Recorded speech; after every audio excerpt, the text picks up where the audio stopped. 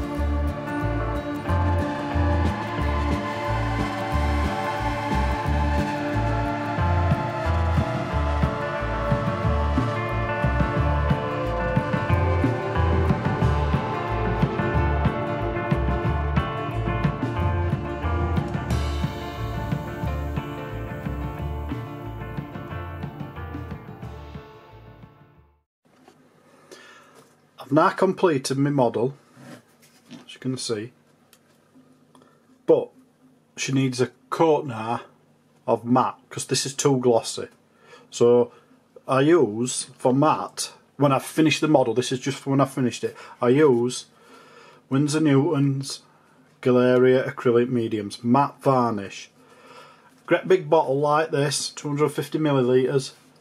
I got it for about £7 earlier this year. Probably weren't that, to be honest. It's fantastic. They do a gloss version as well, which I can show you now. Hang on a second. There she is. That's it. There's the gloss version. It's thick.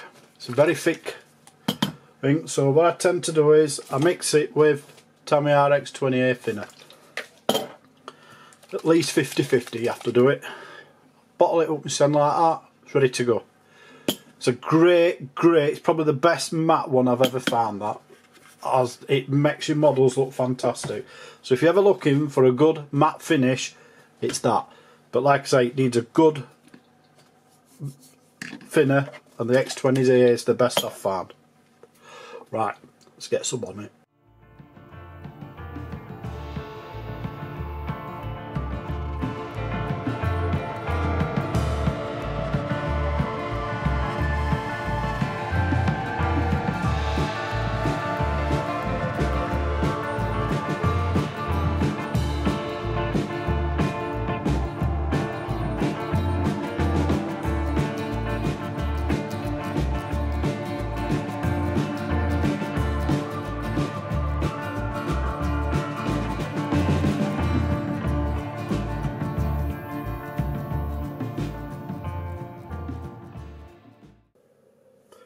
And I'm happy with that. It's been a cracking little kit. As you can see, beautiful. Paint schemes come out quite well. Just turn it like that so you can see it underside. There's the rockets. Decided to do rockets because I wanted to do B1 for that decal scheme. And them rockets, I didn't realise that, but that's a wooden frame that they sit on. I looked it up and it's what it says, it's a wooden frame. And yeah, so I paint that wood and then the rockets just sit on it. It must be so it was disposable or something. Easy. But yeah. Nice open cockpit. Always a little bit of a bonus, that, because it makes them look a bit nicer, I think. Yeah, I'm pleased with that. It's a really, really nice kit to build. But Eddie Birdie pointed out that the engines don't fit right well. And I'll tell you what, he ain't half right there with that one, because they are an awful fit. He said you got to do a lot of sanding. Yeah, you did. A heck of a lot of sanding to make them engines go in. Horrible fit. Can't believe they've let it go out like that, but they have. But yeah, that's a bad fit with them engines. They do not like going in at all. You have to proper sand parts of the wing down, parts of the engine down, just to make them fit in. But other than that, it's a good build. There's nothing else wrong with it. Everything else just falls together. Really, really does. We'll get on to my airbrush here now. So I fully charged it before I started. I've done no charging on it whatsoever, and it's gotten it's got 2 left, so it's about half used. It's probably a bit more than half, but it's about half used, that, which is good in my view. I've sprayed all that, and you can see there on tail where you've gotten some splodgy markings. You've gotten, you'd call it like after overspray, but it's not. It's what is actually showing you on instructions, but it's like a blending on the sides so that it's better camo, I suppose. But yeah, but there's that as well. All the colours have gone down great. I've had to hodgepodge the brown because I didn't have what it says is the proper German brown, so I've just had to just use a brown I've got. It's one of them. It does the job, that's the main thing. But yeah, lovely. The decals, fantastic. The cartograph, you're going to expect it from them. They are really good decals. I definitely recommend this one over the other. I'm just going to get you that one down and show you it. Just 1 second. This is the Revell version. We'll go underneath first. Slightly different eras. Revell version's gotten, looks, I think they're meant to be the same, but it's got an indentations there. This hasn't. But all the panel lining, all of that there that you can see, yeah, the Revell's got more possible detail on some of the panels. Definitely. Obviously there's something there that on the Revell and it's there. They're two different parts. But the cockpit's way better on this one. I forgot to add nose weight with this, look. But when you look at it from above, this is where you start and see the difference. I think the detail from above is better on this one than the Revell one. I must admit I probably wouldn't not done this one as good as I have this, but I do think this is a lot better kit. A lot better. But that's just my view. So on this, most of these are blank. There's a couple of panel things there where you open, obviously arches, which this has got as well. But there's a heck of a lot more, I feel, detail there. Sorry about that, that's my phone. So like that on the top there, you've got on these. There's none of that on this one. It's close, they're both good kits in all honesty, but this one I just feel, this is just my personal point of view, this one's a better kit. The Airfix over the Revell. But you can see, but they're both good kits. Hope that watching me has inspired you to do your own Me262, because I really love these myself. Hope it's helped you on deciding if you want to ever get yourself a portable airbrush. Like I say, I've got my portable one here to do, and I do use it when I get it back off my daughter. But this is my thingy one here, but it's not turned on. But it does, they do the job that you need them to do. They're not as fine, they're not as good as the compressor and thingy one, but do you always need that? No. And like I say, you look at that, it looks well in my view. Both look good to me. Do love an Me262. Please like and subscribe, means a lot to me, especially now my channel's steadily growing away. Quite chuffed with it. I'll catch you around for next. Cheers.